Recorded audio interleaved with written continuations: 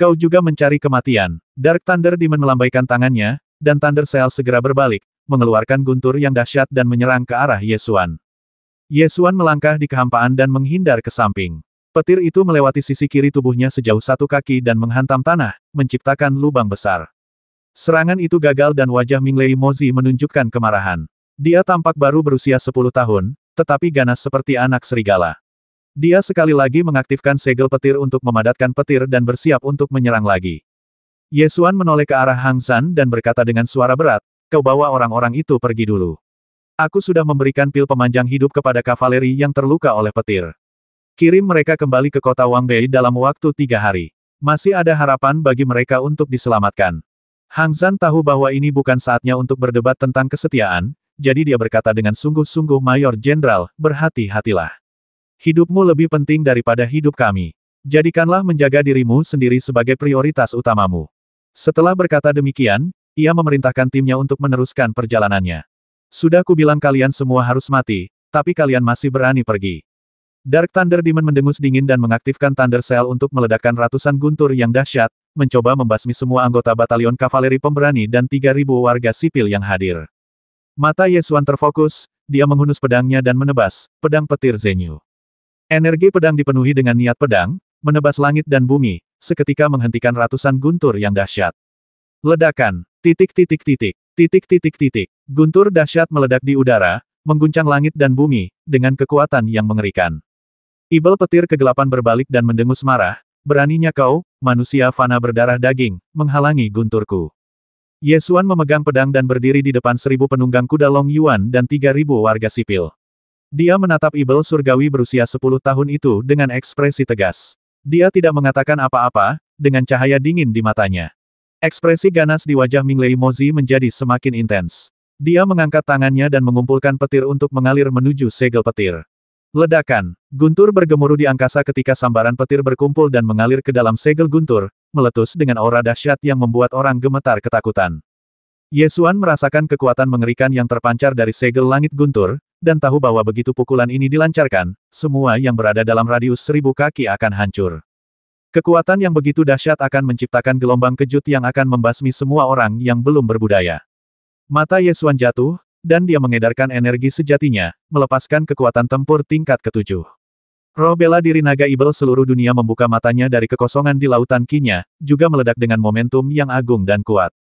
Kedua kekuatan itu bertabrakan, menyebabkan turbulensi udara sebelum mereka dapat melepaskan kekuatannya. Dalam sekejap, angin kencang menderu, awan hitam berkumpul, langit langsung gelap, bahkan langit dan bumi pun berubah warna.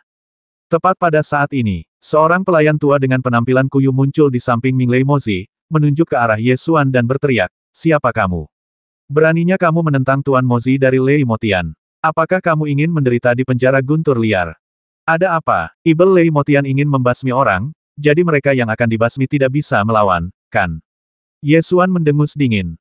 Pelayan tua itu melirik Ye Xuan dengan jijik, tetapi takut dengan aura kuat yang terpancar dari Ye Xuan, dan khawatir Ibel guntur kegelapan akan terluka. Bagi Ibel Lei Motian, melukai sehelai rambut pun merupakan dosa besar. Oleh karena itu, pelayan tua itu segera berbalik dan berkata kepada Minglei Mozi, "Tuan Mozi, Anda sudah lama keluar, kembalilah. Kalau tidak, Nona akan khawatir." "Tidak, makhluk aneh ini membuat istriku takut, mereka semua harus mati."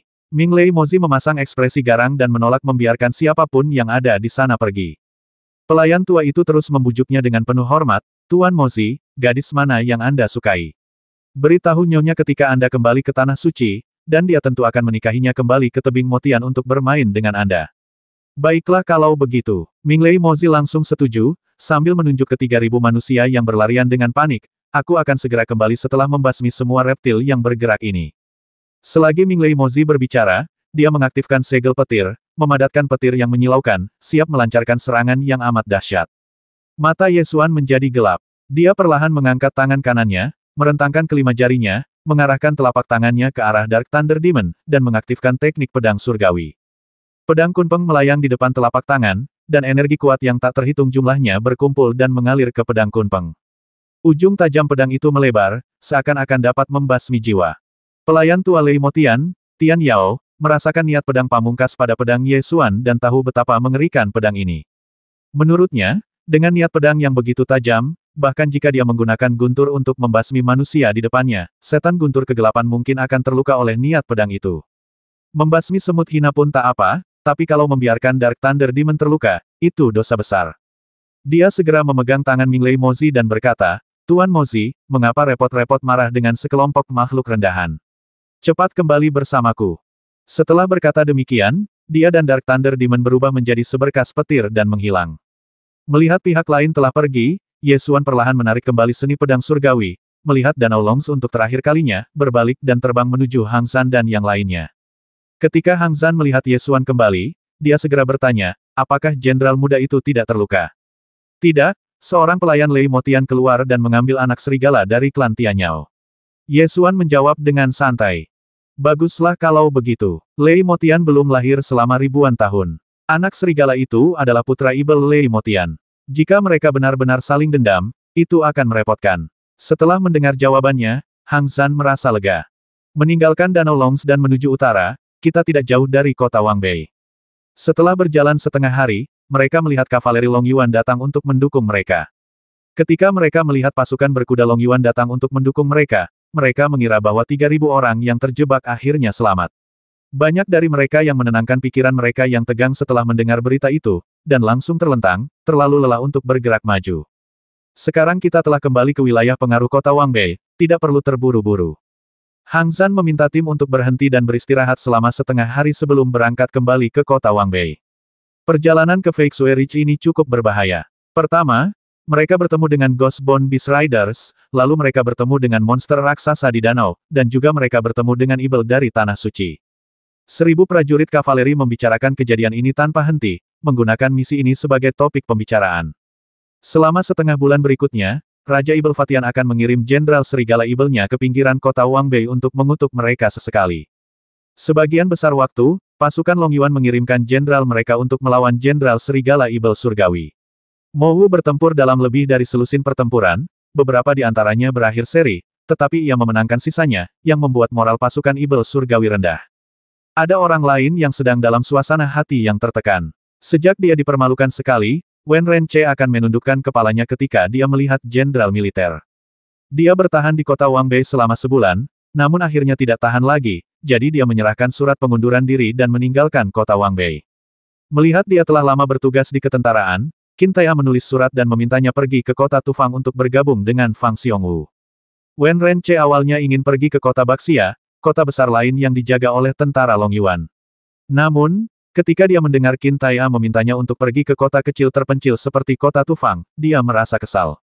Akan tetapi, dia tidak berani mengatakan apapun untuk membalas, jadi dia hanya bisa mengambil surat itu, meninggalkan kota Wangbei, dan menaiki kereta ke arah timur.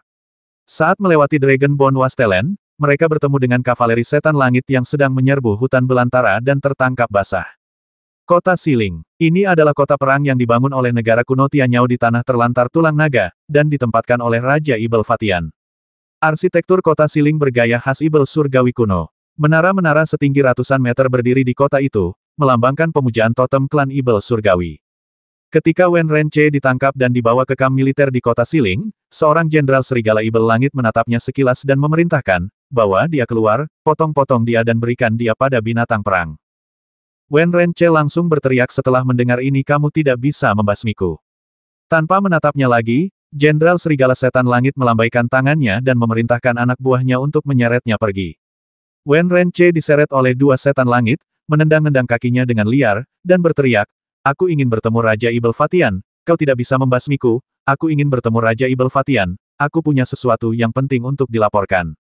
Semut rendahan. Jenderal Serigala Setan Langit menunjukkan ekspresi jijik di wajahnya dan mengabaikan teriakan Wen Renche. Tepat ketika Wen Renche diseret ke gerbang kamp dan dipersiapkan untuk dieksekusi.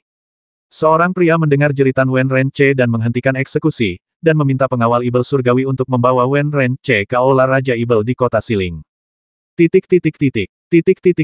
Wen Renche menyeret dua pengawal Ibel Surgawi ke dalam aula, melemparkan mereka ke tanah, lalu berdiri di kedua sisi dengan tombak di tangan mereka seperti patung. Wen Renche masih dalam keadaan terkejut. Ia mendongak dan melihat Raja Ibel Surgawi yang agung duduk di singgasana di aula. Ia segera menundukkan kepala dan berlutut.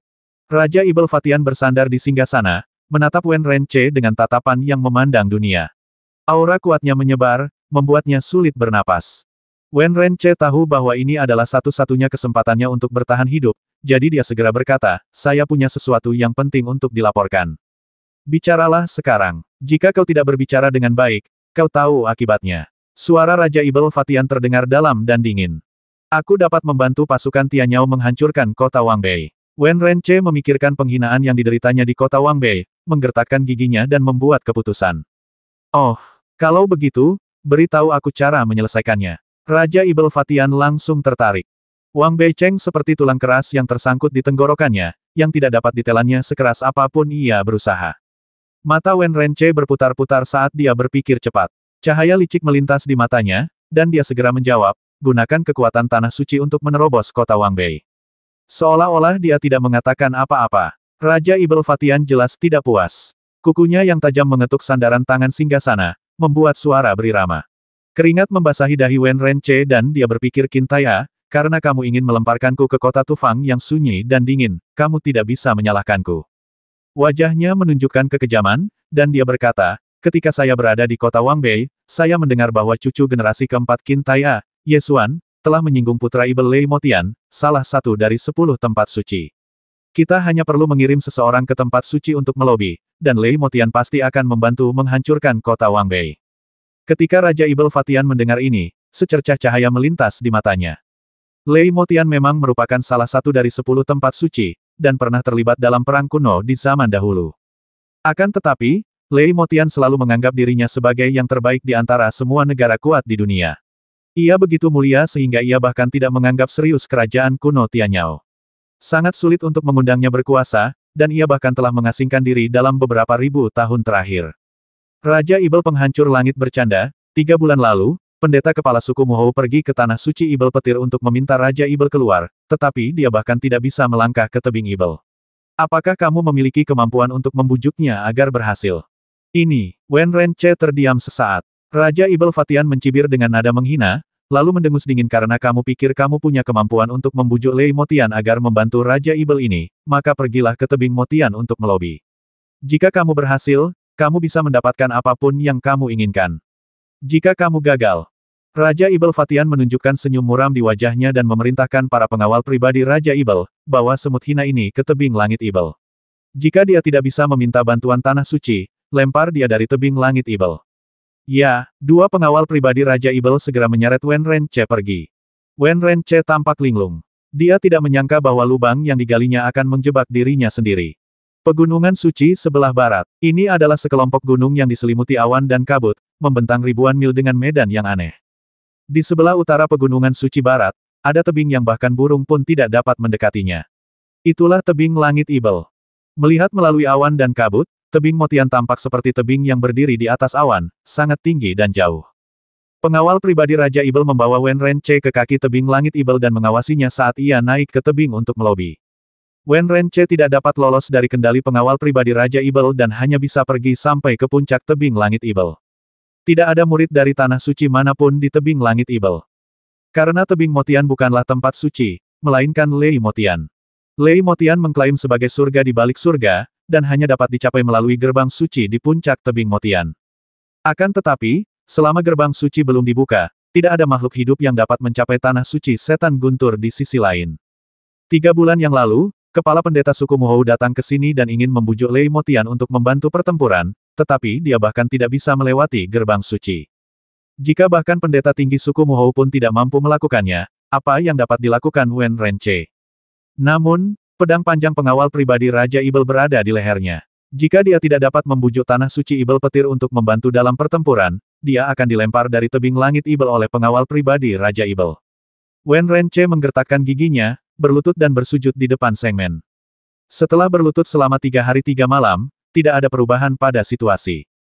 Kedua pengawal pribadi Raja Ibel itu saling berpandangan, mencengkeram bagian belakang lehernya dan menyeretnya ke tepi tebing. Tidak, aku bisa melobi tanah suci untuk mengambil tindakan, teriak Wen Renche. Kedua pengawal pribadi Raja Ibel mengabaikannya, menyeretnya ke tepi tebing dan melemparkannya ke bawah. Ah! Wen Renche jatuh dari tebing Motian yang menjulang tinggi, berteriak kaget. Dia ingin bertahan hidup dan membuang semua hartanya, tetapi kultivasinya terlalu rendah dan dia tidak berdaya. Dia hanya bisa melihat puncak tebing semakin menjauh hingga dia jatuh ke jurang. Setengah hari kemudian, Wen Renche terbangun dan mendapati dirinya berada di tepi kolam yang dalam. Ia dilindungi oleh harta karun dan tidak mati meskipun terjatuh ke dalam air. Dia keluar dari kolam, hanya untuk kemudian terjerumus dalam keputusasaan yang lebih dalam. Ini adalah pegunungan suci barat, dan bahkan ada monster tingkat binatang suci yang berkeliaran di antara pegunungan tersebut. Dengan tingkat kultivasinya, mustahil baginya untuk keluar dari pegunungan ini. Tepat pada saat ini, dia mendengar suara-suara bang-bang-bang di kejauhan, seolah-olah ada yang membombardir air. Ia mendekat dengan hati-hati dan dari kejauhan melihat seorang setan surgawi berusia 10 tahun yang mengenakan berbagai macam harta karun melampiaskan amarahnya pada air otang pembawa sial. Otang pembawa sial, ini semua gara-gara makhluk-makhluk rendahan itu. Mereka membuat istriku takut. Sekalipun setan surgawi itu masih di bawah umur, ia tetap bisa bersikap sangat kejam. Wen Renche terkejut dan ingin berbalik dan pergi. Bocah ibel itu tiba-tiba berbalik dan berteriak, "Siapa?" Pada saat yang sama, dia mencengkeram Wen Renche di udara. Anak ibel surgawi ini sebenarnya adalah putra ibel Lei Motian, Ming Lei. Ketika dia melihat dengan jelas penampilan Wen Renche, cahaya yang ganas langsung bersinar di matanya manusia lain. "Kalian semua semut rendahan harus mati." Saat dia berkata demikian, dia hendak mencekik Wen Renche sampai mati. Wen Renche berteriak kaget, "Tidak. Tuan Mozi, tolong jangan basmi aku. Siapapun yang kuinginkan mati, harus mati." Ming Lei Mozi memasang ekspresi garang, dan tulang tajam di dahinya membuatnya tampak sangat mengerikan. Ia berkata bahwa ia akan mencubit Wen Renche sampai mati. Wen Rens berteriak tergesa-gesa, "Aku punya cara untuk membalaskan dendam yang mulia Mozi dan membasmi semua orang yang menyinggungmu." Ming Lei Mozi tidak lagi mengerahkan tenaganya dan berkata, "Selama mereka masih manusia, aku akan membasmi mereka, kalian makhluk rendahan." "Tidak, tidak, tidak. Yang mulia Mozi, orang yang menyinggung Anda di Danau Longs bernama Ye Xuan, dan ada juga batalion kavaleri pasukan Jurang Naga, dan Jenderal Serigala Surgawi bernama Hang San. Yang mulia Mozi bijak dan pemberani, jadi mengapa tidak membasmiku terakhir?" Manusia yang memegang pedang itu bernama Ye Xuan. Ming Lei Mozi menyipitkan matanya dan bertanya. "Ya, ya, ya. Dia adalah cucu generasi keempat dari Qin Tai-a, Jenderal Dewa Jurang Naga. Dia sangat sombong. Dia tidak menganggap serius siapapun, ibel surgawi manapun. Dia sering berbicara tentang menghancurkan semua ibel surgawi." Wen Renche melihat kemungkinan untuk bertahan hidup dan segera mulai mengipasi api. "Di mana semut rendahan itu? Aku akan menghancurkannya sampai mati sekarang juga." Geram Dark Thunder Demon. "Semut hina itu sekarang ada di kota Wangbei," jawab Wen Renche. "Bawa aku." "Sayangnya tidak, Yang mulia Mozi. Meskipun Anda sangat kuat, pasukan Long Yuan di kota Wangbei memiliki banyak orang. Orang rendahan bernama Ye Xuan itu pasti akan bersembunyi di kota dan tidak akan keluar. Saya khawatir." Wen Renche mendapat ide dan mulai melobi. Titik titik titik. Titik titik titik. "Kalau begitu basmi saja semua manusia di kota Wangbei." Ming Lei Mozi mendengus dingin. "Yang mulia Mozi, jumlah orang di kota Wangbei terlalu banyak. Akan sangat melelahkan bagi Yang mulia Mozi untuk membasmi mereka semua sendirian. Akan lebih baik jika Anda meminta bantuan sekelompok penjahat." Yang mulia Mozi dapat menyaksikan semut-semut rendahan itu berteriak dari samping. "Bukankah itu lebih baik?" Wen Renche menyarankan dengan senyum sinis di wajahnya. "Itu ide yang bagus. Kepada siapa kita harus meminta bantuan?" tanya Ming Lei Mozi. "Tentu saja, kita harus mencari kerajaan kuno ibel surgawi. Biarkan ibel surgawi itu membantumu membantai semut-semut di kota Wangbei. Ketika mereka hampir semuanya terbasmi, Yang mulia Mozi akan menangkap Ye Xuan dan berurusan dengannya sesuai keinginanmu," kata Wen Renche. "Bagus sekali. Pergilah dan panggil para ibel surgawi kelas bawah dari negeri ibel surgawi kuno untuk datang dan mengunjungiku," kata ibel guntur kegelapan dengan arogan. Wen Renche mengerutkan kening, menunjuk ke puncak tebing langit ibel, dan berkata, "Yang mulia Mozi, apakah Anda ingin bertemu dengan pasukan ibel surgawi di Tanah Suci?" Ming Lei Mozi segera teringat bahwa kali ini dia menggunakan boneka pengganti untuk menyelinap keluar, dan dengan cepat menjawab, "Tidak mungkin di Tanah Suci. Kalau begitu, bawalah aku menemui ibel-ibel surgawi tingkat rendah itu di negeri ibel surgawi kuno." Setengah bulan kemudian, menghadap ke utara ke arah kota, Aula Dewan Agung. Para jenderal tentara Long Yuan berkumpul bersama, dan Huo Jiping, komandan pengawal pribadi Long Yuan, membacakan laporan militer pada tanggal 10 Juni tentara ibel surgawi menyerang kota Suofeng. Seorang ibel surgawi muncul di tentara ibel surgawi, yang menggunakan segel petir dan memiliki kekuatan tempur yang kuat.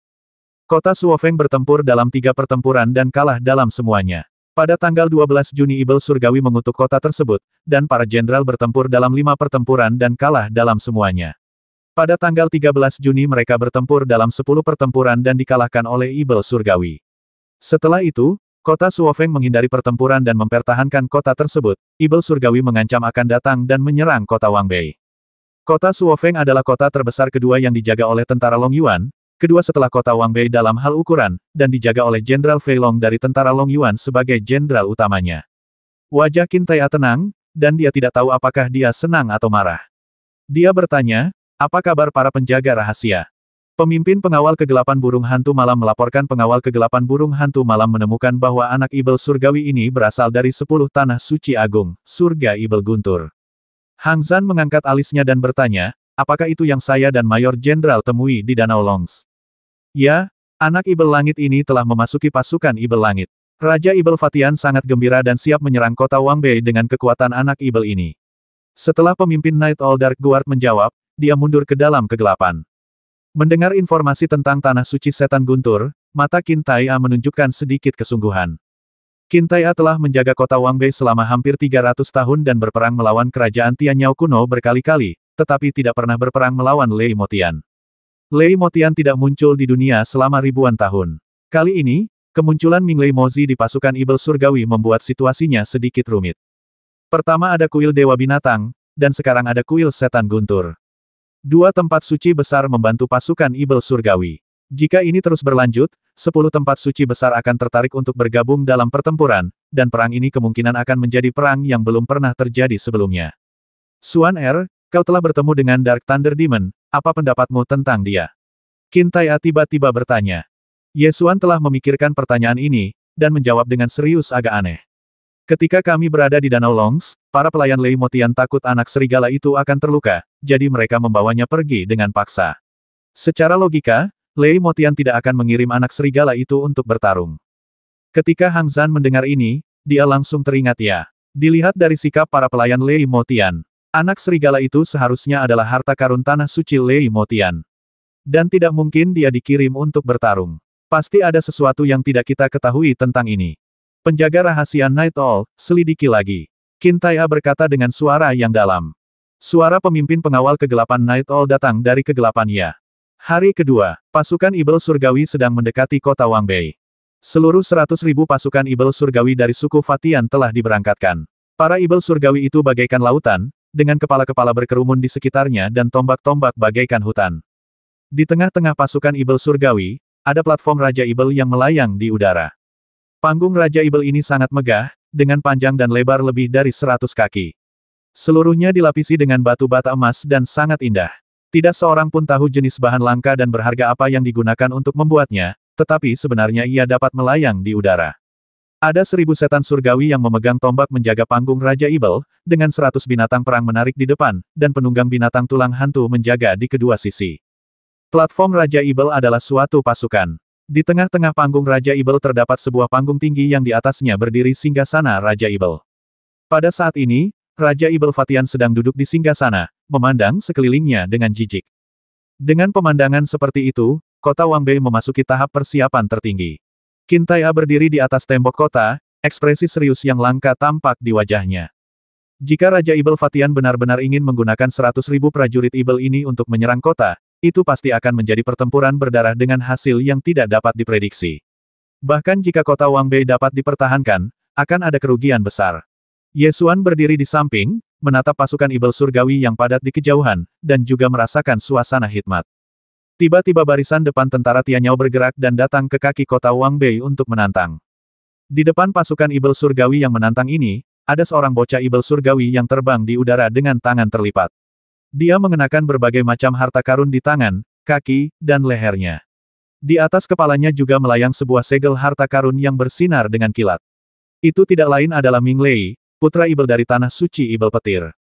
Seorang jenderal serigala setan langit melangkah maju dan berteriak, "Guk-guk tua Qin, beraninya kau mengirim seseorang untuk melawan yang mulia setan guntur kegelapan." Jika seperti biasa, para jenderal tentara Long Yuan akan berlomba-lomba maju ke medan perang. Namun kali ini sedikit berbeda, tidak ada seorang pun yang mengambil inisiatif untuk melawan. Karena lawannya adalah seorang bocah Ibel Surgawi berusia 10 tahun.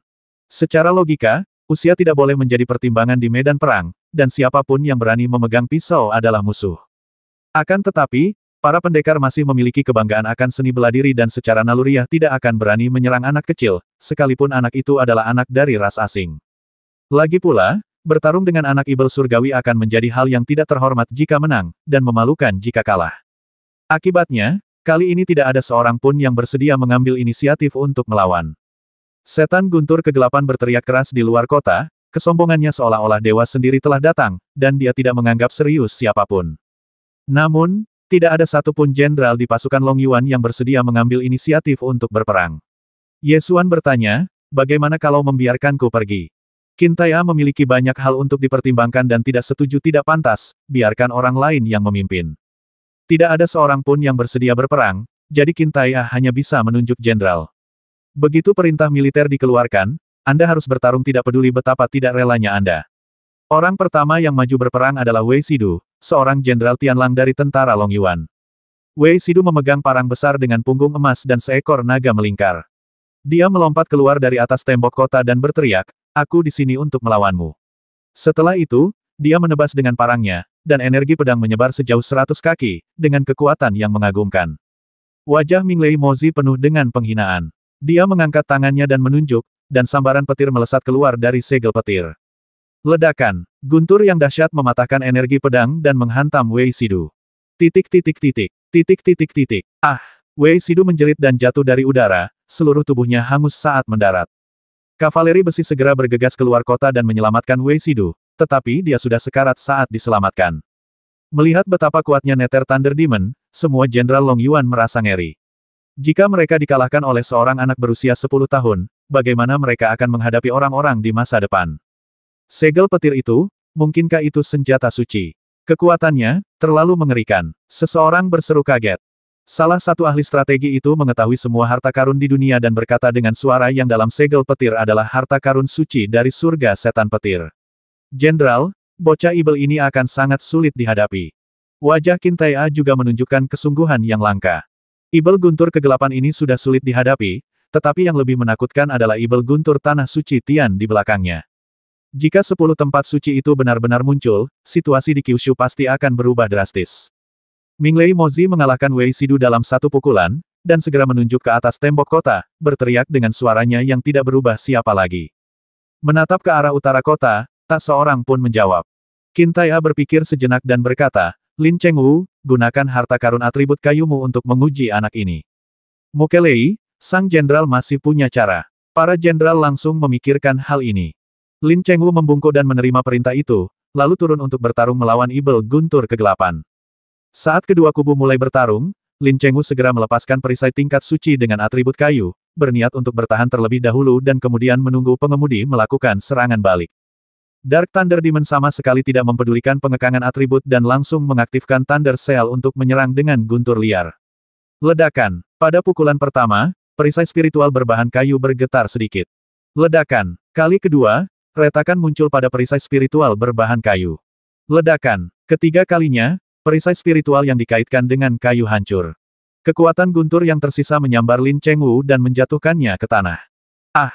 Lin Chengwu langsung kalah dan tidak menemukan kesempatan untuk melawan dari awal hingga akhir. 3 guntur dahsyat, dengan atribut terbalik, menghancurkan perisai spiritual atribut kayu. Ini, semua jenderal Long Yuan tercengang dan memiliki pemahaman yang lebih dalam tentang harta tanah suci Lei Motian. Dimulai dari kota Suofeng, Minglei Mozi bertempur dalam lebih dari 20 pertempuran. Dalam setiap pertempuran, ia dapat mengalahkan lawannya dengan kurang dari 3 petir. Hal ini membuatnya begitu sombong hingga ia dapat berbicara kepada langit sekelompok semut yang tidak berguna dan rendahan, bahkan satu pun dari mereka tidak dapat bertarung. Otang pembawa sial, anak serigala ini sangat sombong karena dia mengandalkan kekuatan harta karunnya. Kemarahan tampak jelas di wajah semua jenderal Long Yuan, tetapi menghadapi harta karun yang begitu kuat dari tanah suci, tidak ada yang yakin akan kemenangan. Selanjutnya, Qin Tai'a memilih 3 orang untuk bertarung. Tanpa kecuali, mereka semua dikalahkan oleh ketiga guntur itu. Pasukan ibel surgawi langsung dipenuhi dengan kesombongan. Jenderal serigala ibel surgawi yang memimpin barisan berteriak dengan liar, tahukah kalian betapa kuatnya putra ibel dari tanah suci ibel surgawi? Kalian manusia rendahan, mengapa kalian tidak menyerahkan kota kalian? Jika tidak, ketika yang mulia putra ibel menerobos kota Wangbei, Aku akan membantai kota itu selama 3 hari dan tidak akan pernah berhenti berjuang sampai kalian semua semut rendahan terbasmi. Setelah 5 kekalahan berturut-turut, moral pasukan Long Yuan hancur. Harta karun tanah suci Lei Motian memang kuat, dan akan sulit untuk menang jika pertarungan terus berlanjut. Qin Tai'e tidak punya pilihan selain memasang spanduk dan menghentikan tembakan untuk sementara. Hal ini membuat pasukan Ibel Surgawi semakin mengamuk dan mereka bahkan melancarkan beberapa serangan ke arah kota Wangbei, hanya berhenti setelah dipukul mundur oleh beberapa putaran hujan anak panah. Setelah matahari terbenam, pasukan Ibel Surgawi mundur. Semua Jenderal Long Yuan berkumpul di aula urusan militer untuk membahas tindakan balasan. Sebelum ini, Qin Tai'e telah memerintahkan pengawal rahasia Night Owl untuk menyelidiki situasi Lei Motian. Sejauh ini, hanya Ming Lei Mozi yang muncul di pasukan Ibel Surgawi, dan tidak ada tetua atau murid Lei Motian lainnya. Ada yang mencurigakan dalam masalah ini. Untuk mengendalikan situasi, pertama-tama kita harus mencari tahu sikap Lei Motian. Kalau memang ingin masuk tanah suci harus mempersiapkan diri jauh-jauh hari, kalau tidak akibatnya tidak bisa diduga. Para jenderal mendiskusikan masalah itu sepanjang malam, tetapi hingga keesokan paginya, mereka masih belum tahu bagaimana cara menghadapi setan guntur kegelapan. 5 orang yang dikirim untuk memimpin serangan kemarin hanya bisa bertahan sampai petir ketiga. Mereka tidak bisa mendekat sama sekali dan bahkan tidak bisa menguji kedalaman Nether Thunder Demon. Keesokan harinya, pasukan Ibel Surgawi tidak dimobilisasi dalam jumlah besar, tetapi seorang utusan tiba. Akan tetapi, utusan itu bukanlah seorang Ibel dari langit, melainkan seorang manusia, dan seorang kenalan lama. Di aula utama rumah jenderal, ketika para jenderal Long Yuan melihat bahwa orang yang datang untuk bernegosiasi atas nama Raja Ibel Fatian adalah Wen Renche, semua orang terkejut. Wen Renche, bagaimana mungkin itu kamu? Para jenderal menunjuk ke arah Wen Renche dan berteriak. Wen Renche tetap tenang, mengerutkan bibirnya, dan mencibir, aku akan selalu mengingat penghinaan yang kau berikan padaku hari itu. Kekalahan dalam 5 pertempuran kemarin adalah hadiah besar dariku. Kau, para jenderal itu geram. Qin Tai'e mengerutkan kening sesaat, tetapi tidak berkata apa-apa. Pada saat ini, kedua pasukan sudah bernegosiasi, dan Wen Renche mewakili Raja Ibel Fatian, jadi tidak ada persahabatan lama di antara mereka. Fang Qiangqiao dengan marah menegur, Wen Rens, Jenderal Wang mendengar bahwa kamu ditangkap oleh pasukan Ibel Surgawi dan memerintahkan pengemudi pengawal rahasia Night Owl untuk menyelamatkanmu. Aku tidak menyangka bahwa kurang dari sebulan kemudian, kamu telah menjadi tamu kehormatan Raja Ibel Penghancur Langit. Kamu benar-benar fleksibel. Mendengus. Wen Renche mendengus dingin, mengabaikan Fang Qiangqiao, dan menatap Qin Tai'e, berkata Jenderal, aku akan memanggilmu Jenderal lagi. Jika kau tidak membuangku ke kota Tufang, tempat yang sunyi dan dingin untuk mati, bagaimana mungkin aku, Wen Renche, menjadi seperti ini? Wen Renche tidak ingin bakatnya hilang di dunia ini. Karena sang Jenderal tidak baik, Wen Renche tidak punya pilihan selain memilih guru bijak lainnya. Qin Tai'e menarik napas dalam-dalam, tetapi tetap tidak mengatakan apapun. Fang Qiangqiao sangat marah. Dia menunjuk Wen Rens dan mengutuk, dasar guk-guk bodoh.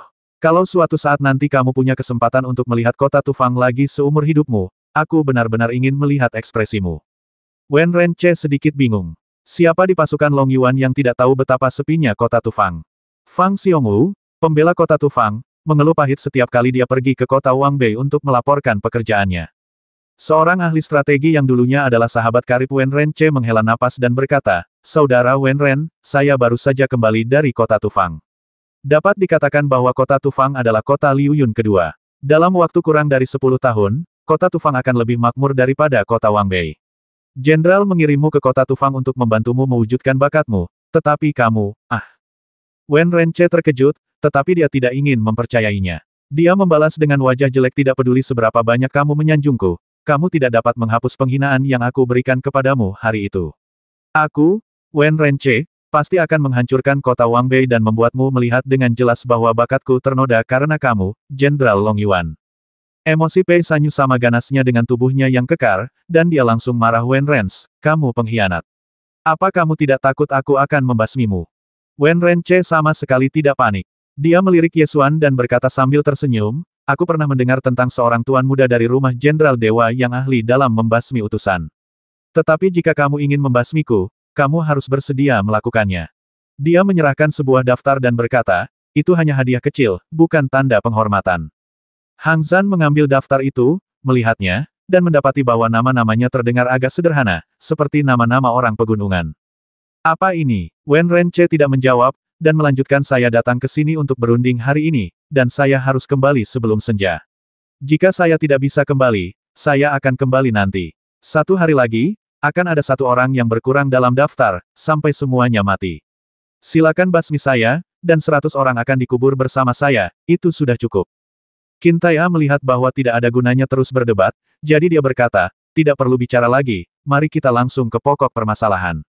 Wen Renche datang untuk bernegosiasi atas nama Raja Ibel Fatian kali ini, jadi tentu saja dia harus membicarakan bisnis, dan dia langsung ke intinya, sangat sederhana, saya datang ke sini kali ini untuk membujuk Jenderal Qin agar melepaskan Raja Ibel kecil Fai.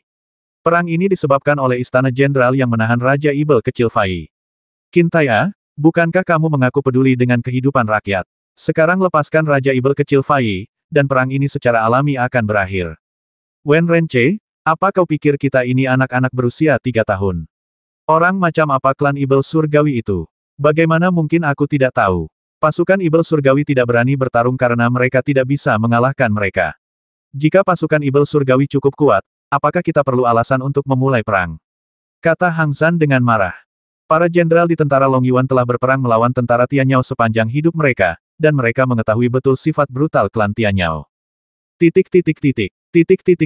Pada awalnya, Qin Tai'e menangkap Raja Ibel kecil Fai untuk mencegah Raja Ibel Fatian membantai warga sipil manusia yang melakukan perjalanan ke barat jauh untuk mengangkut kembali tambang Aurora. Apa yang akan terjadi jika kita melepaskan Raja Ibel kecil Fai sekarang? Semua jenderal Long Yuan dapat membayangkan bahwa untuk merayakan kembalinya putranya, Raja Ibel Fatian pasti akan membasmi puluhan ribu warga sipil manusia terlebih dahulu untuk menambah kesenangan. Hal semacam ini terlalu normal bagi klan Tianyao. Wen Rens, kamu juga manusia. Tidakkah kamu merasa bersalah karena menjadi kaki tangan seekor harimau? Kata Hang Zhan sambil menggertakkan giginya. Ekspresi Wen Renche tetap tidak berubah, dan dia mendengus dingin, ketika Wen Renche yang asli diusir dari kota Wangbei, dia sudah mati. Wen Renche yang sekarang adalah Wen Renche yang ingin mengacaukan situasi dan menggulingkan Jiushu. Apakah kamu layak? Ye Xuan semakin tidak tahan dengan pria ini. Dia memang terlahir sebagai penjahat. Di antara semua orang yang hadir, Wen Renche paling membenci Ye Xuan. Dia langsung mencibir dan berkata, tidak pantas. Apakah kamu lupa kekalahan dalam 5 pertempuran kemarin? Apakah kamu menikmati Dark Thunder Demon yang aku undang? Jangan khawatir, aku akan membiarkan Dark Thunder Demon datang setiap 2 hari untuk menghajarmu. Aku ingin melihat seberapa lama kamu bisa bertahan. Tepat pada saat ini, seorang penjaga rahasia Night Owl masuk dan membisikkan sesuatu di telinga Qin Tai'e. Qin Tai'e tertegun sejenak, dan tanpa berkata apa-apa, dia mengangkat tangannya dan berkata, kirim tamu itu keluar. Wen Renche awalnya ingin melanjutkan negosiasi, tetapi begitu Qin Tai'e memberi perintah, 2 pengawal pribadi Long Yuan datang dan membawanya keluar. Hang Zhan melihat ekspresi di wajah komandan dan tahu sesuatu pasti telah terjadi. Setelah Wen Renche diseret keluar, dia langsung bertanya, Jenderal, apa yang terjadi? Seseorang menerobos masuk ke dalam formasi Mitian 9 revolusi di tembok kota. Qin Tai'e segera berdiri dan berjalan keluar dengan cepat. Ketika para jenderal mendengar ini, mereka semua terkejut dan bergegas, bertanya-tanya, apa? Mungkinkah Raja Ibel Fatian menggunakan Wen Renche untuk menarik perhatian kita dan kemudian mengirim pasukan Ibel Surgawi untuk menghancurkan formasi Mitian 9 revolusi? Nine Tun Heaven Saking Arai merupakan susunan raksasa yang disusun di tembok kota Wangbei, meliputi seluruh kota Wangbei. Ini merupakan andalan terbesar kota Wangbei untuk menjadi kota yang kuat. Ada 9 lapis lorong di tembok kota-kota Wangbei, yang saling terhubung dan menembus ke 4 dinding. Lorong itu berputar 9 kali dan bagaikan ruang luas yang tidak dapat ditembus bahkan oleh ribuan pasukan. Saat Qin Tai'e berjalan, dia bertanya kepada pengawal rahasia Night Owl di sampingnya berapa banyak orang yang menerobos masuk ke dalam formasi. 2. Mendengar jawaban ini, semua orang menunjukkan keterkejutan di wajah mereka. Jika Raja Ibel Fatian yang mengirim Wen Renche untuk mengalihkan perhatian para jenderal Long Yuan dan mengirim pasukan Ibel Surgawi untuk menghancurkan formasi 9 revolusi Mitian. Dia seharusnya tidak hanya mengirim 2 orang. Apa gunanya 2 setan surgawi menerobos formasi Mitian 9 revolusi? Akan tetapi, saat semua orang datang ke pusat formasi Mitian 9 revolusi dan membuka cermin intip langit untuk melihat keadaan dalam formasi Mitian 9 revolusi, yang mereka lihat bukanlah 2 setan langit, melainkan 2 manusia, dan mereka adalah sepasang saudara kembar. Mereka terjebak dalam formasi Mitian 9 revolusi dan membombardir cahaya keemasan formasi itu dengan sekuat tenaga. Ketika Yesuan melihat mereka berdua muncul di cermin pengintip langit, dia tidak bisa menahan diri untuk menutupi dahinya. Dua orang yang menerobos formasi Mitian 9 revolusi jelas adalah Gai dan Tong. Qin Tai'e melihat dua bintang ibel kecil di cermin intip langit yang sedang serius membombardir formasi itu, menoleh dan melirik Yesuan, dengan ekspresi di wajahnya yang membuatnya sulit untuk mengatakan apakah dia senang atau marah. Sampai pada tingkat berapa kekuatan formasi telah diaktifkan. Pertahanan berada pada level tertinggi, tetapi ketika kami melihat bahwa mereka adalah dua anak manusia, kami tidak mengaktifkan formasi penyerangan. Ahli strategi yang bertanggung jawab atas inti formasi tersebut menjawab. Kalau begitu mari kita teruskan seperti ini, jebak mereka sebentar, dan lihat kekuatan formasi Mitian 9 revolusi. Qin Tai'e berkata dengan penuh minat. Kemudian, dia melihat ke arah penjaga kegelapan burung hantu malam di sampingnya dan berkata, kedua bintang ibel ini ada di sini, mengapa belum ada berita dari kota awan terapung? Penjaga rahasia Night Owl membungkuk dan pergi, tetapi segera kembali dan menyerahkan sepotong informasi kepada Qin Tai'e, dengan mengatakan, kemarin, Akademi Kunpeng diserang. Penjaga Liu Yun, Akademi Kunpeng, dan Akademi Senjiang bertempur melawan musuh tanpa ada korban. Berita ini tergolong berita biasa dan akan diringkas dan disampaikan pada malam hari. Adapun dua bintang ibel, mereka memiliki kemampuan khusus dan seringkali tidak terlihat oleh penjaga rahasia Night Owl. Mereka baru akan dilaporkan setelah menghilang selama seharian. Di antara pengawal rahasia Night Owl, berita dan intelijen dibagi menjadi beberapa prioritas. Serangan mendadak yang bahkan tidak menimbulkan korban di pihak mereka tentu saja bukan berita yang sangat penting. Berita seperti ini selalu dirangkum dan dilaporkan. Sebaliknya, seseorang yang menerobos formasi Mitian 9 revolusi adalah berita yang sangat penting, dan itu perlu untuk menghentikan laporan negosiasi antara panglima tertinggi dan utusan musuh. Ledakan, ledakan, ledakan, terdengar suara gemuruh terus-menerus di formasi Mitian 9 revolusi. Gai dan Tong berlari dan menyerang sepanjang jalan, mencoba mencari jalan keluar. Formasi penembus langit 9 putaran itu sangat besar, mengelilingi seluruh kota Wangbei 9 kali. Kebanyakan orang akan menghabiskan waktu 3 hari 3 malam untuk menyelesaikannya, tetapi bagi Gai dan Tong, hanya butuh beberapa kali desiran untuk menyelesaikan satu lingkaran. Selain itu, cahaya keemasan yang menghalangi formasi itu tidak dapat menghentikan mereka sama sekali. Dalam waktu kurang dari setengah jam, kedua bintang ibel kecil itu telah mendekati pusat formasi. Ahli strategi yang bertanggung jawab atas formasi Mitian 9 transformasi dengan cepat berkata, Jenderal, serangan kedua penyusup ini sangat ganas. Jika mereka menerobos ke tengah formasi, mereka mungkin akan menghancurkannya. Qin Tai'e merenung sejenak dan berkata, kalau begitu buka formasinya. Xuan Er, mengapa kamu tidak pergi dan menghentikan dua bintang ibelmu? Yesuan merasakan bahwa kekuatan kekosongan Gai dan Tong lebih kuat dari sebelumnya, jadi dia dengan cepat berjalan ke formasi dan berteriak kepada dua gadis yang membombardir formasi berhenti. Tong berbalik dan senyum segera muncul di wajahnya. Dia berlari, mengambil sesuatu dari tas kain dan memegangnya di depan Yesuan. Itu adalah buah teratai kering. Mengapa kalian berdua ada di sini? Yesuan berkata dengan wajah serius. Tong mengangkat sehelai daun teratai kering, artinya jelas, dia ingin bertanding lagi. Aku bertanya mengapa kamu datang ke sini. Yesuan menjadi lebih serius. Tong cemberut dan menundukkan kepalanya untuk menjawab seekor monster bersayap datang untuk menangkap kita, tetapi diusir oleh saudara perempuanku. Mata Yesuan berbinar, dan dia berpikir, mungkinkah ini tujuan serangan mendadak ibel surgawi di Akademi Kunpeng kemarin? Pasti ada alasan mengapa ibel surgawi menyerbu Akademi Kunpeng. Mungkin karena teknik rahasia leluhur, atau seni bela diri atau buku rahasia lainnya, atau mungkin untuk menangkap Gai dan Tong. Tentu saja, mengingat keserakahan klan ibel surgawi, mereka mungkin menginginkan segalanya. Qin Tai'e segera menatap komandan pengawal kegelapan Night Owl, yang mengangguk dan meminta maaf kemarin. Setan langit menyerbu Akademi Kunpeng tanpa kerugian apapun, jadi itu diklasifikasikan sebagai intelijen biasa. Saya ceroboh dan tidak mengetahui alasannya tepat waktu. Yesuan tiba-tiba teringat sebuah masalah. Gai dan Tong memiliki darah Ratu Ibel Void, yang memiliki daya tarik yang mematikan bagi klan Ibel Langit. Negara kuno Tianyao masih memiliki beberapa teknik pengorbanan darah rahasia yang tersisa. Mereka dapat mengeluarkan darah mereka untuk melakukan beberapa teknik rahasia yang mengerikan, dan mereka bahkan dapat menggunakan darah mereka untuk memurnikan dan membesarkan naga hitam. Dalam kasus ini, dimanapun mereka berada, tempat itu akan menjadi tidak aman. Yesuan melambaikan tangannya dan memanggil Gai Ye, lalu bertanya, bagaimana kamu menemukan tempat ini? Penggerebekan itu baru saja terjadi kemarin, tetapi dalam sehari mereka berdua sudah menemukan tempat ini. Itu sangat cepat. Meskipun dengan kecepatan mereka dalam melakukan perjalanan melalui kehampaan, mereka memang dapat menempuh jarak yang begitu jauh dalam waktu sehari, tetapi kuncinya adalah bagaimana mereka menemukan kota Wangbei. Gai menunjuk cincin penyimpanan Ye Xuan dan berkata, pisau. Meskipun dia hanya mengucapkan satu kata, Ye Xuan langsung mengerti apa maksudnya begitu mendengarnya. Mereka sebenarnya sedang melacak Void Blade di sini. Baiklah, kalian berdua Tik Mahadewa di sini selama beberapa hari, dan aku akan mengatur tujuan kalian ketika aku punya waktu. Ye Xuan tiba-tiba menyadari bahwa jika dia membawa mereka berdua kembali ke kota Liu Yun, suku Ibel pasti akan terus menyerbu kota Liu Yun dan menangkap mereka. Jika negara Ibel Surgawi kuno mengirimkan Ibel Surgawi yang kuat untuk mengambil tindakan, itu bahkan mungkin akan membahayakan kota Liu Yun. Dalam kasus ini, apakah akan mengirim mereka kembali atau tidak adalah pertanyaan yang perlu dipertimbangkan secara matang. Formasi Mitian 9 Revolusi dibobol oleh dua gadis kecil, yang membuat para ahli strategi yang bertanggung jawab atas formasi tersebut sangat malu.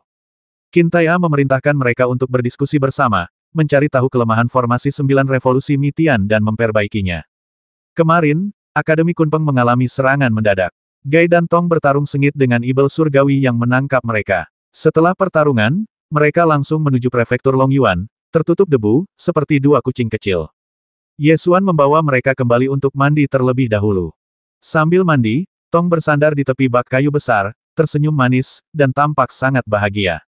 Dia memasukkan kembali buah teratai kering itu ke dalam kantung kain, seolah-olah air itu akan terus mengalir. Selama pertemuan ini, Ye Xuan menemukan bahwa kekuatan kekosongan mereka telah menjadi jauh lebih kuat, seolah-olah mereka telah mencapai tingkat yang lebih tinggi dalam hal ini. Awalnya, memotong polong teratai hanyalah ide sementara saat mereka berada di rawa beracun, tetapi hal itu menjadi alasan obsesi mereka. Sekarang akan merepotkan jika mereka harus bersaing setiap kali kekuatan Void mereka ditingkatkan. Aku bilang padamu, jika kau datang ke sini, tidak ada yang akan memasak makanan lezat untukmu. Kau hanya bisa makan makanan di kamp militer. Tidak ada yang akan menyisir rambutmu atau mencuci pakaianmu. Ye Xuan merasa bahwa tidak ada pembantu di pasukan Longyuan yang bisa mengurus mereka, yang merupakan hal merepotkan lainnya. Kedua gadis kecil itu tidak khawatir sama sekali dan memercikkan air ke dalam tong kayu besar. Setelah mandi dan berganti pakaian bersih, kedua gadis kecil itu berjalan di halaman dengan rambut terurai dan diawasi oleh para jenderal kota Wangbei. Apakah ini bintang Ibel yang diprediksi oleh Chang Yue Haige? Kelihatannya tidak istimewa. Bintang itu tidak memiliki 3 kepala dan 6 lengan, juga tidak terlihat ganas dan ganas. Tidak, sahut Tong dengan serius. Jika kalian bukan bintang Ibel, lalu kalian ini apa? Para jenderal terlalu bosan tinggal di ketentaraan, dan tiba-tiba mereka bertemu dengan dua orang kecil, dan mereka semua ingin menggoda mereka.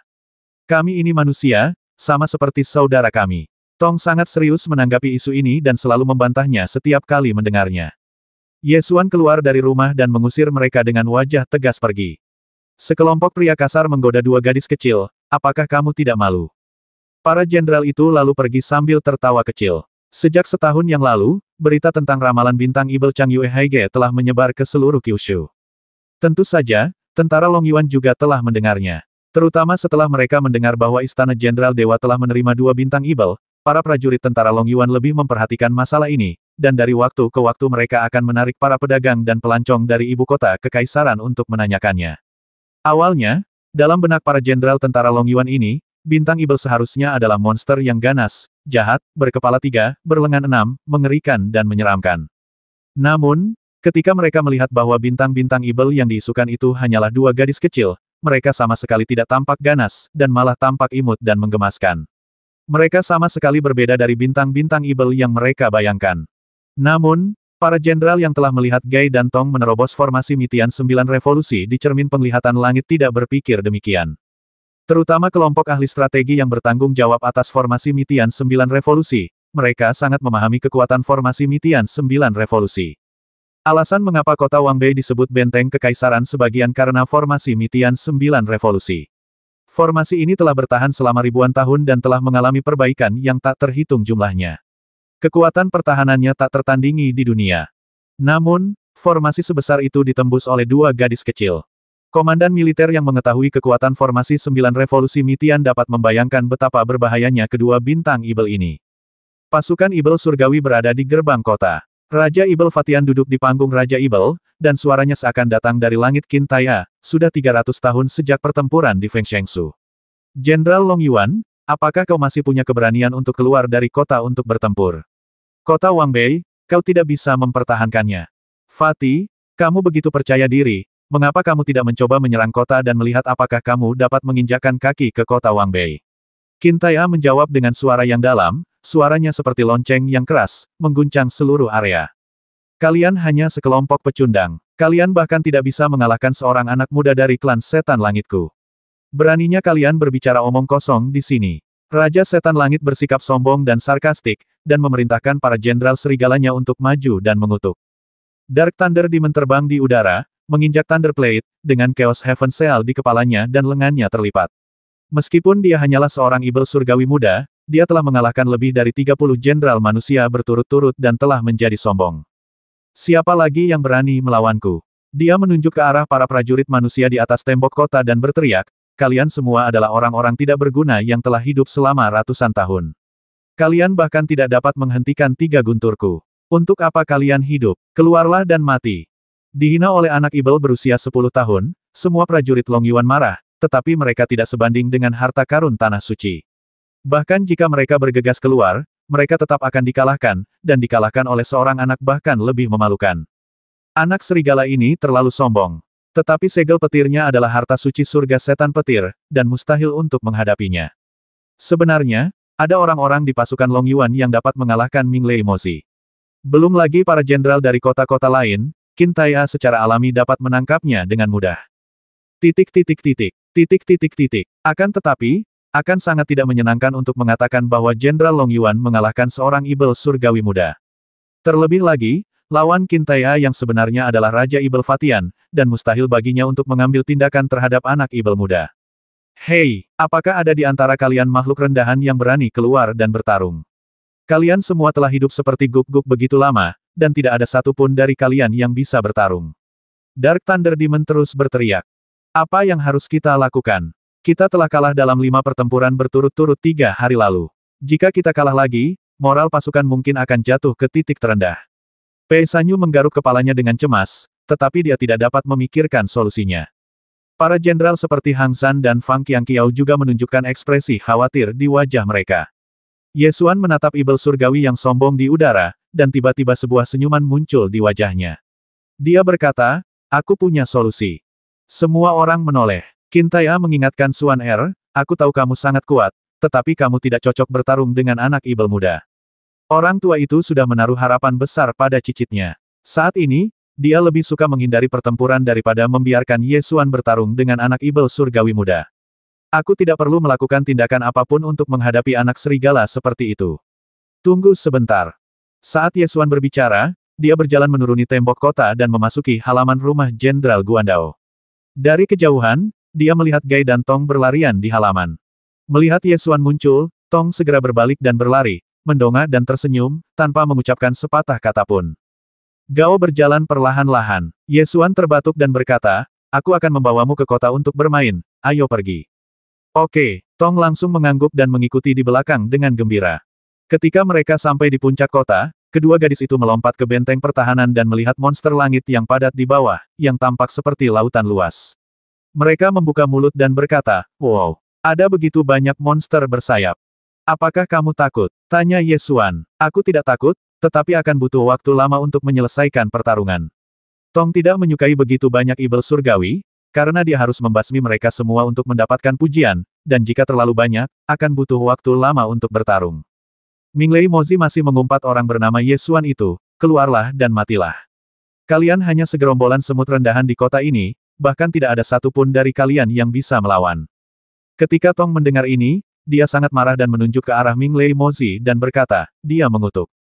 Jika aku memintamu untuk memukulnya, apakah kamu berani? Ye Xuan bertanya lagi. Saya berani. Kali ini Gou yang menjawab lebih dulu. Ye Xuan mengeluarkan Void Spirit Blade, menyerahkannya kepada Gou, dan berkata dengan santai kalau begitu potong dia. Gao memegang Void Blade, menyentuh kepala Tong dan berkata, jangan pergi. Tong segera meraih tangan Gao dan mengerucutkan bibirnya tanda tidak setuju, karena jika dia tidak pergi dia tidak akan mendapat pujian. Baiklah, Gao tidak punya pilihan selain setuju. Ia meraih tangan adiknya, melompat maju, berjalan melalui kehampaan, dan muncul di hadapan Dark Thunder Demon dengan suara whoosh.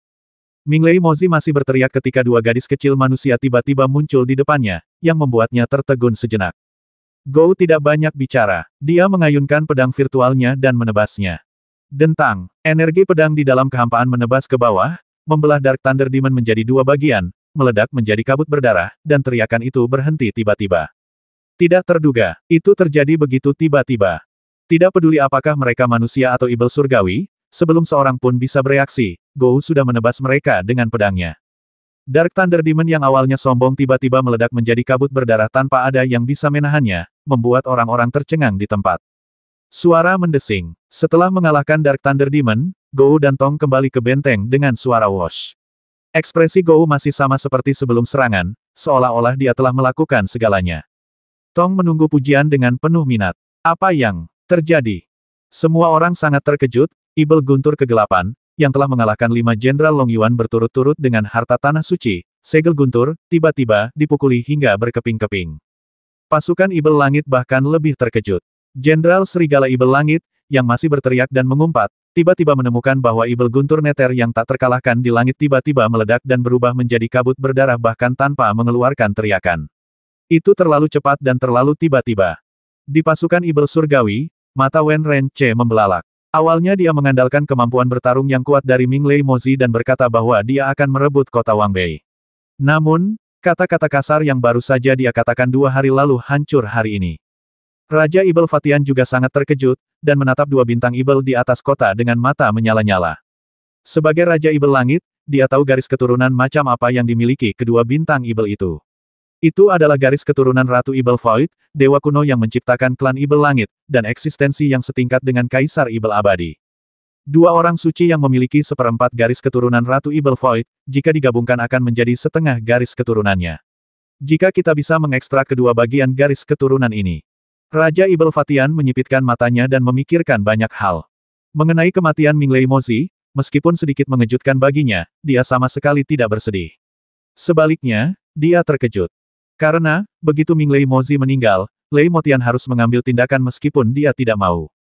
Raja Ibel Fatian memikirkan hal yang sama, dan Qin Tai-a tentu saja bisa memikirkannya juga.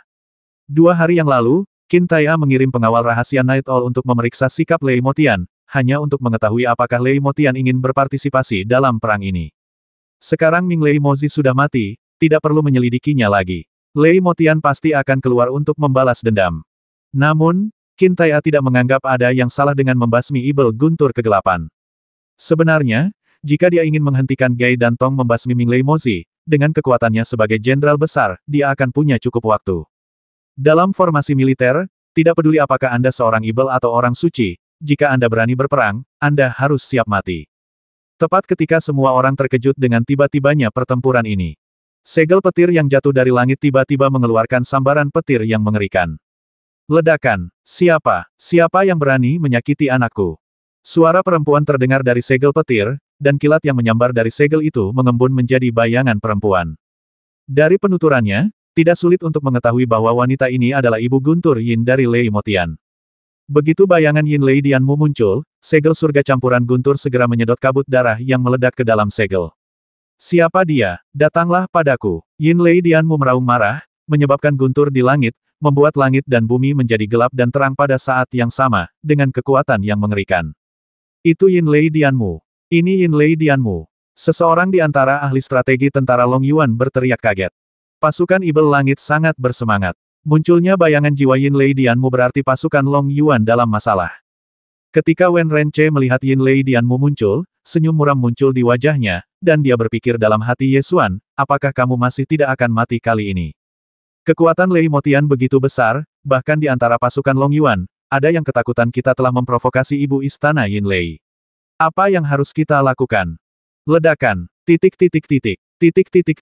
Guntur bergemuruh di angkasa, kilat menyambar-nyambar langit. Yin Lei Dianmu melotot marah ke arah Bei Cheng dan berteriak, siapa itu?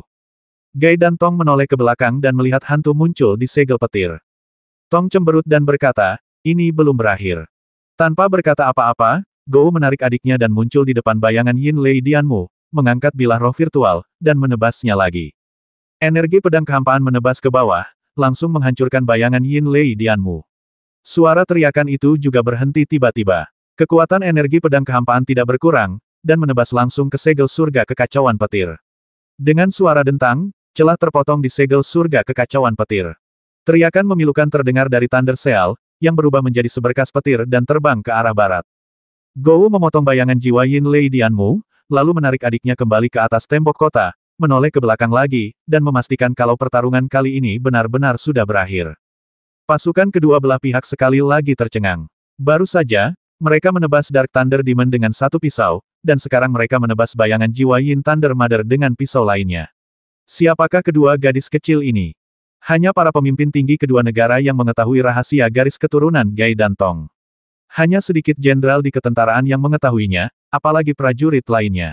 Beberapa saat yang lalu, Jenderal Serigala Ibel Langit masih berteriak, "Hai semut-semut manusia, kalian bahkan tidak bisa mengalahkan anak dari ras Ibel Langitku, bagaimana kalian masih bisa punya muka untuk hidup?" Kini dua orang pemuda dari ras manusia keluar dan memotong-motong Dark Thunder Demon menjadi beberapa bagian dengan satu pisau, dan juga memotong bayangan jiwa ibunya. Ye Xuan mengulurkan tangan dan mencubit pipi Gai He Tong dan memujinya. Tong memiringkan kepalanya dan tersenyum, matanya menyipit membentuk dua bulan sabit.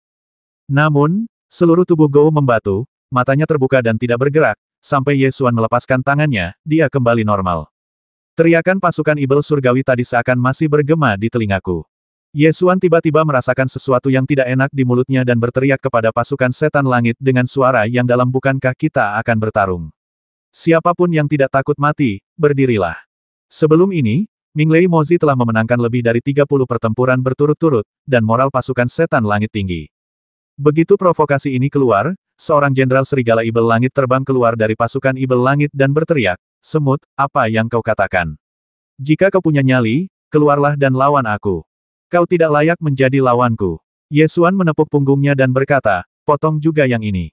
Tanpa berkata sepatah kata pun, Gou melesat dan muncul di hadapan Jenderal Serigala Setan Langit dari jarak 100 kaki dari kehampaan, mengangkat pedang roh kekosongan dan menebasnya. Dentang! Ah! Jenderal Serigala Setan Langit menjerit, tubuhnya terbelah menjadi dua, dan kabut darah berceceran. Sebelum darah membasahi tubuhnya, Gou melesat kembali ke atas tembok kota. Ye Xuan mengangkat tangannya dan meraih udara, menyerap energi jiwa ke telapak tangannya, lalu tertawa keras dan bertanya lagi, "Siapa lagi?" Pasukan Ibel Surgawi menjadi marah. Jenderal Serigala Ibel Surgawi lainnya terbang keluar dan berteriak, "Semut, berhentilah bersikap sombong. Keluarlah dan mati." Gai hendak menyerbu ke depan dan memberikan pukulan pada Ibel itu. Tong dengan cepat meraih tangan Gai dan mengerutkan kening, aku. Itulah sebabnya Gao tidak terburu-buru dan memberikan kesempatan kepada saudara perempuannya. Tong juga tidak meninggalkan puncak tembok kota. Dia mengangkat tangan kecilnya dan mengarahkan jarinya ke Jenderal Serigala Setan Langit di udara. Dengan suara bang, seberkas energi hampa ditembakkan. Jenderal Serigala Ibel Langit ini sangat berhati-hati.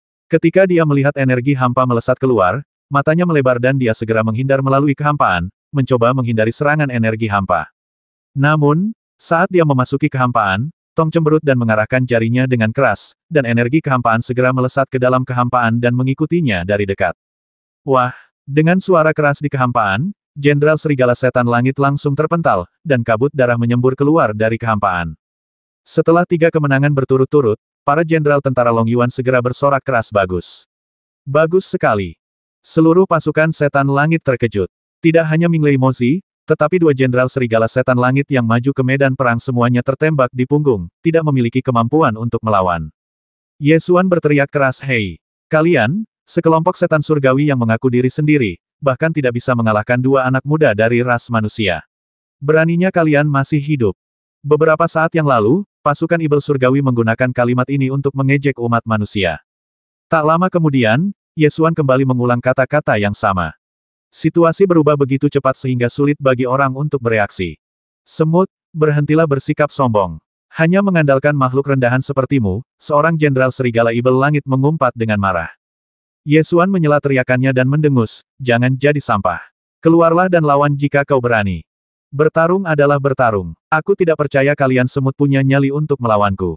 Jenderal Serigala Setan Langit berteriak dengan marah dan bergegas keluar. Sebelum dia selesai berbicara, sebuah sosok muncul di depannya dengan suara wosh, dan Void Spirit Blade mengangkat tangannya dan mengayunkan pedangnya. Wah! Serigala Setan Langit terbelah 2 sebelum dia bisa menyelesaikan kata-katanya. Setelah memenangkan 4 pertandingan berturut-turut, moral pasukan Long Yuan tinggi dan mereka bersorak serempak. Qin Tai'a membelai jenggotnya dan senyum langka muncul di wajahnya. Saat itu, Ketika dia berada di ibu kota Kekaisaran Chaohua, Qin Tai'e telah mempertimbangkan apakah akan menyingkirkan dua bintang jahat untuk menghindari bencana. Meskipun ramalan bintang jahat yang diberikan oleh Long Ming pada saat itu menyesatkan hati orang-orang dan dia pantas dibasmi, itu tidak dapat membuktikan apakah ramalan bintang jahat itu benar. Berdiri di posisi jenderal umat manusia, seseorang perlu mempertimbangkan masalah dari tingkat umat manusia, dan menyelesaikan bintang ibel sepenuhnya adalah cara yang paling aman. Namun, kemunculan Ye Xuan mematahkan semua pola yang sudah ada. Sikap keras Ye Xuan menyebabkan Qin Tai'e meninggalkan dua bintang ibel dan membiarkan pengawal rahasia Night Owl mengawasi mereka setiap saat. Justru karena dipertahankannya Gai dan Tong, maka kita memiliki rangkaian kemenangan yang memuaskan saat ini. Pasukan ibel surgawi kemudian mengirim selusin Jenderal Serigala Ibel Surgawi lagi untuk bertempur. Setiap pertempuran berlangsung bersih dan rapi, dan tidak ada satupun dari mereka yang bisa lolos dari serangan pedang Roh Void. Dalam sekejap mata, pasukan Ibel Langit menderita lebih dari 10 kekalahan berturut-turut dan lebih dari selusin Jenderal Serigala Ibel Langit terbasmi. Pasukan Ibel Langit terkejut dan moralnya pun terpengaruh. Ketika Raja Ibel Fatian melihat ini, wajahnya berubah muram dan dia memerintahkan kavaleri binatang tulang hantu untuk menyerang. Kavaleri besi Long Yuan yang menyerbu formasi itu segera mempercepat serangan mereka, siap untuk terlibat dalam konfrontasi langsung dengan kavaleri binatang tulang hantu. Kedua unit kavaleri itu saling bertabrakan, dan pemenangnya langsung terlihat. Kavaleri binatang tulang hantu mengandalkan kekuatan binatang tulang hantu untuk langsung mengalahkan kavaleri Long Yuan. Qin Tai'e segera membunyikan perintah untuk menarik pasukannya. Kedua jenderal itu bertempur lebih dari 10 kali, tetapi serangan kavaleri dikalahkan dalam satu pertempuran. Qin Tai'e tidak dapat menahan diri untuk tidak mendesah, itu memang Ghostbone Beast Rider yang diwariskan dari zaman kuno. Ia masih kuat. Ye Xuan mendengar ini dan bertanya, kavaleri binatang tulang hantu adalah kavaleri klan setan langit di zaman kuno. Tidak bisakah umat manusia mengalahkan pasukan kavaleri binatang tulang hantu? Qin Tai'e melihat ke arah pasukan berkuda yang keluar dari alam ibel di bawah dan berkata dengan penuh emosi, ya, konon dulunya umat manusia memiliki dua unit pasukan berkuda besi yang sama kuatnya dengan pasukan berkuda binatang tulang hantu. Satu berasal dari Kaisar Dewa Qing Kiao kuno, dan yang lainnya berasal dari Dewa Perang kuno Tusu. Sayang sekali sulit untuk memperbanyak mereka lagi. Hang Zhan mengambil alih pembicaraan dan berkata, ya. Konon, pasukan berkuda manusia di zaman dahulu telah menjelajahi 9 provinsi, tak terkalahkan di dunia, dan menyapu bersih suku Ibel Langit tanpa pernah kalah. Pasukan berkuda angin dan guntur dari Dewa Perang kuno Tusu juga sama kuatnya. Saat pasukan berkuda angin dan guntur menguasai dunia, suku Ibel Langit mundur ke ujung barat dan tidak berani melangkah keluar. Sayang sekali kedua pasukan berkuda manusia legendaris ini sulit direproduksi. Mengapa begitu sulit untuk direproduksi? Ghostbone Beast Riders jelas telah diwariskan dari zaman kuno hingga saat ini. Ye Xuan bertanya lagi. Masa lalu sudah terlalu lama berlalu. Di era Kaisar Dewa Qing Kiao, kavaleri ras manusia sudah lama menjadi mitos dan legenda. Tidak seorang pun tahu seperti apa rupa kavaleri yang tak terkalahkan itu. Kavaleri binatang tulang hantu lebih istimewa. Mereka dilatih menggunakan binatang tulang hantu yang diproduksi di zona mati di barat jauh. Selama binatang tulang hantu tidak punah, kavaleri binatang tulang hantu juga tidak akan punah. Qin Tai'e menjelaskan. Pada malam harinya, pasukan Ibel Surgawi mundur. Ye Xuan membawa Gai dan Tong pulang. Mereka telah memenangkan lebih dari 10 pertempuran berturut-turut hari ini, jadi dia berjanji untuk memberi mereka hadiah berupa barbeque. Setelah makan, Ye Xuan sedikit mengedarkan energi sejatinya untuk mengkonsolidasikan kultivasinya. Setelah melahap dan memurnikan energi jiwa Jenderal Serigala Ibel Surgawi selama kurun waktu ini, kultivasinya telah mencapai puncak ke-9 dari alam sekte bela diri, dan dia akhirnya mencapai titik terobosan ke alam yang lebih tinggi. Namun, terobosan pada alam yang lebih tinggi berbeda dengan terobosan pada alam yang lebih rendah. Terobosan ke alam yang lebih tinggi seringkali membutuhkan pencerahan. Jika seseorang gagal memahami misteri alam yang lebih tinggi, kultivasinya akan mandek. Ini pula yang menjadi alasan mengapa banyak pendekar terjebak di tingkat ke-9 alam tertentu sepanjang hidup mereka. Misalnya, jika Anda ingin memasuki dunia Wuzong, kunci realisasinya adalah mengubah hakikat sejati Anda menjadi Gang. Banyak pendekar tidak mampu memahami transformasi hakikat sejati menjadi energi dalam seluruh hidupnya, sehingga mereka terjebak dalam kesulitan dan tidak mengalami kemajuan sama sekali. Awalnya, Ye Xuan mengambil air dari kolam dan menyadari bahwa energi sejati itu seperti air dan membutuhkan kekuatan untuk mengembun. Seketika, ia menerobos alam dan memasuki alam Wuzong. Sekarang saatnya untuk memahami kembali alam agung itu. Garis pemisah antara alam kehormatan bela diri dan alam master bela diri adalah kekosongan. Para penguasa perang Ibel Surgawi yang tewas di bawah pedang Kunpeng telah menunjukkan berkali-kali cara bepergian melalui kehampaan. Kedua gadis kecil di sampingnya, Gai dan Tong, juga makhluk istimewa yang dapat melakukan perjalanan melalui kehampaan seolah-olah sedang berjalan-jalan. Dengan Gai dan Tong di sisi Ye Xuan, mereka hanyalah alat yang ampuh baginya untuk menjelajah kehampaan. Akan sia-sia jika dia tidak menggunakannya. Tong, bisakah kau membawaku melewati kehampaan itu? Tong tampak tidak mampu melakukannya sendiri, dan segera berbalik dan berteriak kakak. Gai berlari mendekat, dan bersama Tong, mereka memegang tangan Ye Xuan di kiri dan kanan, lalu Wosh menyerbu ke dalam kehampaan. Ye Xuan hanya merasakan bahwa dunia di matanya tiba-tiba berubah, seolah-olah dia telah tiba di dunia berbintang ungu gelap. Lapisan kekuatan hampa menutupi tubuhnya, menghalangi tekanan celah-celah kehampaan. Setelah bolak-balik beberapa lama, dia keluar dari kehampaan dan sudah berada di jalan dari pelataran rumah jenderal.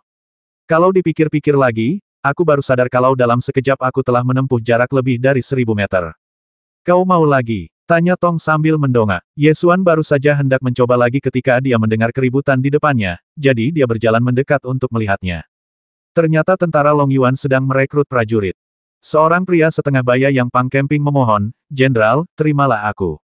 Seluruh keluargaku dibasmi oleh binatang ibel. Putriku yang malang bahkan belum berusia 10 tahun. Kumohon, Jenderal, terimalah aku. Aku ingin membalaskan dendam seluruh keluargaku. Aku tidak menginginkan gaji militer. Biarkan aku pergi ke medan perang dan mati di medan perang. Aku akan melakukan apa saja." Kapten yang bertugas merekrut prajurit menggelengkan kepalanya dan berkata, "Tentara Long Yuan punya aturan sendiri untuk merekrut prajurit. Kalau syaratnya tidak terpenuhi, saya tidak bisa berbuat apa-apa. Cari saja pekerjaan lain. Kota Wang Bei aman. Nikahilah seorang istri dan jalani hidup yang baik." Pria parubaya itu berbalik dengan putus asa dan berjalan tanpa tujuan di sepanjang jalan. Ketika melewati Ye Xuan, dia berjongkok, menatap Tong, matanya penuh air mata, lalu menangis terseduh-seduh. Ye Xuan tanpa sadar menarik Tong ke belakangnya. Pria parubaya itu tahu bahwa dia telah kehilangan ketenangannya, dan dengan cepat menjelaskan, "Tidak apa-apa, Tuan. Jika gadis saya masih hidup, dia akan sebesar ini." Dia tidak dapat meneruskan ucapannya. Dia menunjuk mulutnya dan bahunya gemetar, jelas dia berusaha keras untuk menekan emosinya. Tong sangat baik hati. Melihat lelaki itu menangis dengan sedih, dia mengeluarkan roti besar dari tas kainnya dan memberikannya kepadanya. "Ini untukmu." Pria parubaya itu tertegun, mengambil roti itu dengan tangan gemetar, dan berkata dengan penuh rasa terima kasih. "Terima kasih. Terima kasih." Pria parubaya itu menelan roti itu sambil meneteskan air mata. Ia menangis bukan karena lapar, tetapi karena rasa sakit di hatinya dapat terobati saat ini. Ye Xuan sama sekali tidak bisa menolong pria ini. Dia mencubit wajah Tong, meraih tangannya, dan berbalik. Pria parubaya itu berdiri dan ragu-ragu sebelum memanggil, "Tuan muda." Ye Xuan menoleh ke belakang dan bertanya, "Ada lagi?" "Tuan muda, saya mengenali Anda. Andalah yang menyelamatkan lebih dari 3.000 budak kami di Feixue Ridge." Pria parubaya itu ingat dengan jelas bahwa ketika Ye Xuan berdiri di totem Ibel Surgawi dan meneriakkan kalimat itu, dan ketika Ye Xuan memotong totem Ibel Surgawi, ia memancarkan cahaya yang menyilaukan seperti matahari ke 3.000 budak. Tentara Long Yuan selalu menyelamatkan manusia yang diperbudak oleh klan setan langit. Tidak perlu berterima kasih kepada mereka. Hidup dengan baik adalah hadiah terbesar. Ye Xuan menghiburnya. "Tuan muda, Anda pasti seorang jenderal di pasukan Long Yuan. Tolong izinkan saya bergabung dengan pasukan Long Yuan. Biarkan saya membasmi Ibel Surgawi. Saya akan mati di medan perang dan bersatu kembali dengan keluarga saya." Mata pria parubaya itu penuh dengan tekad. "Tentara Long Yuan punya aturan tersendiri untuk merekrut prajurit. Aku tidak bisa membantumu." Ye Xuan menggelengkan kepalanya dan tidak menyetujui permintaan pria itu. Pria parubaya itu berlutut sambil menjatuhkan diri, dan berkata dengan sekuat tenaga, "Saya hanya berharap dapat bergabung dengan pasukan Long Yuan dan membasmi Ibel Surgawi, sehingga saya tidak akan begitu malu ketika melihat istri dan anak perempuan saya setelah saya turun." Tentara Long Yuan memiliki aturannya sendiri untuk merekrut prajurit, dan Ye Xuan tidak ingin melanggar aturan karena simpati sesaatnya. Lagi pula, pria parubaya ini tidak cocok untuk dinas militer. Ye Xuan telah menyelidiki tingkat kultivasi pria ini. Meskipun dia seorang pejuang, tingkat kultivasinya tidak tinggi. Yang terpenting adalah dia belum cukup umur untuk bergabung dengan tentara. Saat merekrut prajurit untuk tentara Kyushu, pertimbangan utama mereka adalah keterampilan dan usia mereka. Sekalipun kultivasimu tidak cukup baik, asalkan kamu masih muda, semuanya akan baik-baik saja. Akan tetapi orang ini tingkat kultivasinya masih rendah dan sudah tidak muda lagi, maka tidak masuk akal baginya untuk menekuni dunia persilatan saat ini. Tepat saat Ye Xuan hendak pergi, dia tiba-tiba mendengar transmisi pikiran ilahi Kaisar Binatang Kunpeng. Semangat bela diri orang ini tidak buruk, kamu bisa menerimanya. Tidak buruk untuk semangat bela diri. Ye Xuan tertegun sejenak. Baru saja, ketika saya menggunakan mata kebenaran untuk menyelidiki, saya memastikan bahwa jiwa bela diri orang ini adalah energi sejati. Jiwa bela diri semacam ini tidak buruk, tetapi juga tidak terlalu kuat, dan juga tidak langka. Ini adalah jiwa bela diri yang relatif umum. Apakah dia memiliki jiwa bela diri yang lain? Ye Xuan bertanya dengan akal sehatnya. Tidak, hanya satu. Energi sejatinya tidak terlalu kuat, kan? Dan itu juga tidak langka. Ye Xuan mengerutkan kening, tidak mengerti mengapa Kaisar Kunpeng menganggap jiwa bela diri orang ini bagus. Hehe, Kaisar Binatang Kunpeng tertawa penuh kemenangan dan mulai membangkitkan selera makannya. Di dunia ini, hanya Kaisar Binatang ini yang mengetahui rahasia ini. Apa rahasianya? Katakan sekarang, jangan membuatku penasaran. Kemarin di tembok kota, aku mendengarmu berbicara tentang kavaleri manusia dari zaman kuno. Aku tidak tahu tentang kavaleri manusia dari era Dewa Perang Tusu. Namun, apakah ada orang yang lebih mengenal kavaleri manusia dari era Qing Qiao daripada aku? Kaisar Kunpeng berkata dengan bangga. Mata Ye Xuan membelalak, dan dia berkata dengan penuh semangat ya. Denganmu di sini, tidak bisakah kita menciptakan kembali pasukan berkuda manusia di zaman kuno? Ayo, katakan padaku. Ye Xuan memikirkannya sejenak dan menemukan kuncinya. Mungkinkah itu terkait dengan semangat bela diri energi sejati orang ini? Ya, ada hubungannya. Di zaman kuno, kavaleri manusia yang tak terkalahkan ditunggangi oleh kavaleri Dewa Angin. Ketika mereka menyerang, mereka seperti embusan angin. Kemanapun mereka lewat, tidak ada rumput yang tumbuh. Kavaleri binatang tulang hantu klan Ibel yang buruk itu hanyalah lumpur yang akan hancur berkeping-keping di depan kavaleri Dewa Angin. Kaisar Kunpeng membanggakan diri. Kalau begitu cepat beritahu aku, bagaimana cara menciptakan kembali kavaleri Dewa Angin? Ye Xuan bertanya dengan tergesa-gesa. Karena kamu cemas, aku akan memberitahumu rahasianya terlebih dahulu. Kunci dari kavaleri besi Dewa Angin terletak pada semangat bela diri energi sejati. Seorang prajurit dengan Tru Yuan Qi bukanlah apa-apa, hanya jiwa bela diri biasa, tidak kuat maupun lemah. Namun, Tru Yuan Qi memiliki karakteristik bahwa banyak orang dapat mengeluarkan Tru Yuan Qi dan mengumpulkannya bersama-sama. Ketika 1.000, 10.000, atau bahkan 100.000 prajurit mengumpulkan Tru Yuan Qi mereka bersama-sama untuk membentuk kavaleri besi dan menyerang ke depan, Anda dapat membayangkannya sendiri. Setelah mendengar ini, Ye Xuan segera memahami keseriusannya. Kekuatan energi sejati yang dibentuk oleh 100.000 pasukan kavaleri akan menjadi aliran energi sejati yang tak terkalahkan. Tidak mengherankan jika itu bahkan dapat menghancurkan sebuah kota, apalagi menghancurkan pasukan. Ye Xuan menatap pria parubaya itu sejenak dan bertanya, siapa namamu?